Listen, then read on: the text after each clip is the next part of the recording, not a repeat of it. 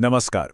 कभी सोचा है कि इतिहास की एक पूरी की पूरी कहानी, एक पूरा अध्याय सिर्फ सिर्फ एक लाइन में सिमट सकता है? आज हम बिल्कुल ऐसा ही एक वाक्य देखने वाले हैं, जिसकी एक एक परत खोलकर हम जानेंगे कि उसमें कितना कुछ छिपा हुआ है। तो ये है वो ऐतिहासिक वाक्य जिस पर आज हमारी पूरी पड़ताल टिकी है। बस एक लाइन, लेकिन इस एक लाइन में एक बहुत बड़ा फैसला है, एक बहुत बड़ा बदलाव है। चलिए साथ मिलकर देखते हैं कि इतिहास का ये नन्हा सा टुकड़ा हमें क्या क्या बता सकता है। देखिए, इस एक वाक्य में ना कई चीजें हैं। एक खास वक्त का जिक्र है, दो अहम जगहों की बात है, एक पूरे समूह का जिक्र है और एक बहुत ही जरूरी फैसले का। तो चलिए इन सब टुकड़ों को एक एक करके समझते हैं। चलिए अब इस ऐतिहासिक कथन की गहराई में उतरते हैं। हम इसे एक पहेली की तरह देखने वाले हैं। एक एक टुकड़ा उठाएंगे और सही जगह पर रखेंगे। मतलब ये कब हुआ, कहाँ हुआ, इसमें कौन कौन शामिल थे और सबसे जरूरी फैसला क्या लिया गया। जब ये सारे टुकड़े जुड़ जाएंगे ना, तब जाकर पूरी तस्वीर साफ होगी। तो सबसे पहले बात करते हैं वक्त और जगह की, मतलब सीन सेट करते हैं। साल है 1748, यानी कि हम बात कर रहे हैं 18वीं सदी के बिल्कुल बीच की। अब जरा सोचिए, ये वो दौर था जब पूरे इलाके में सियासी उथल-पुथल मची हुई थी। हर तरफ संघर्ष का माहौल था। ऐसे माहौल में अगर कोई समूह मिलकर कोई फैसला लेता है तो वो कोई मामूली बात नहीं हो सकती। और यहां पर ना वक्त का बहाव भी बड़ा दिलचस्प है।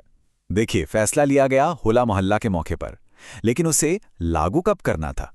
आने वाली बैसाखी पर। इससे क्या पता चलता है? यही कि ये कोई जल्दबाजी में लिया गया फैसला नहीं था, बल्कि इसके पीछे एक सोची समझी प्लानिंग थी। अब जगह की बात करते हैं। यहां भी एक बहुत बड़ा बदलाव है। फैसला कहाँ लिया गया? श्री आनंदपुर साहिब में। और आयोजन कहाँ होना था? श्री अमृतसर साहिब में।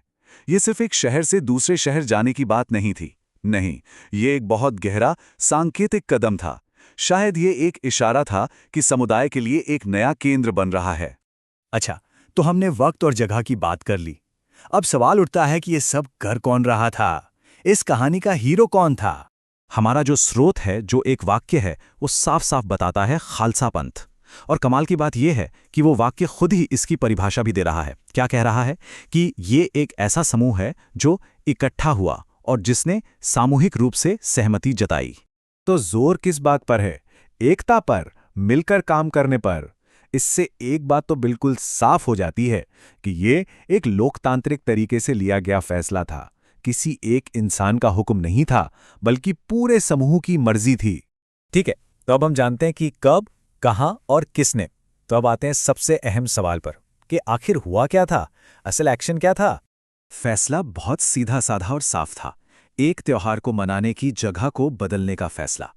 सबने मिलकर यह तय किया कि आने वाली बैसाखी का जश्न श्री आनंदपुर साहिब में नहीं, बल्कि श्री अमृतसर साहिब में मनाया जाएगा। तो पूरी प्रक्रिया एकदम साफ है ना? देखिए, एक समुदाय एक त्योहार यानी होला मोहल्ला के लिए जमा होता है। वहां वो मिलकर आने वाले त्योहार यानी बैसाखी के बारे में एक बड़ा फैसला लेते हैं और फिर उसे लागू करने की योजना बनाते हैं। ये दिखाता है कि सब कुछ कितने व्यवस्थित तरीके से सोच समझकर किया गया। तो हमने इस एक वाक्य से कितना कुछ निकाल लिया है ना? लेकिन एक आखिरी और शायद सबसे जरूरी सवाल अब भी हवा में है।